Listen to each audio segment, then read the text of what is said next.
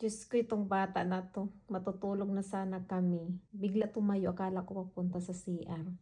Nandoon sa laundry. Tinawag ko, sabi niya, tapos na daw yung washing. So, ilalagay niya na daw sa dryer. So, mukhang makakatayo tuloy ako dito sa higaan.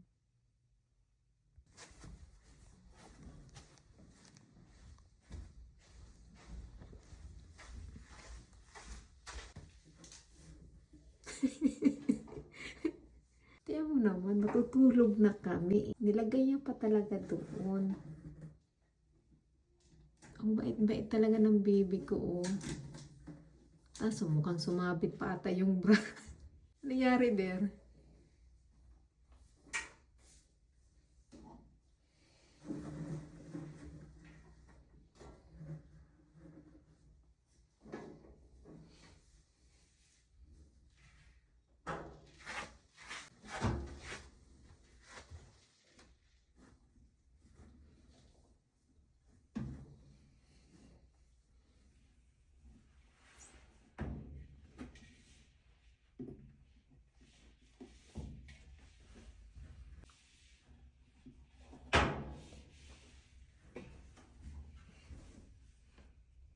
Ayan.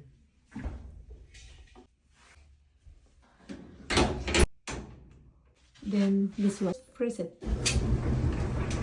Oh, bait-bait ng baby na yan. Yan, naka-start na. Hahayaan ko na lang muna yan. Bukas ko na yan titingnan. Matutulog na kami dahil mag-alas 11 na ng gabi dito. Ang ganda lang ng higa ko kanina eh. Bigla ko may itong bulilit na ko.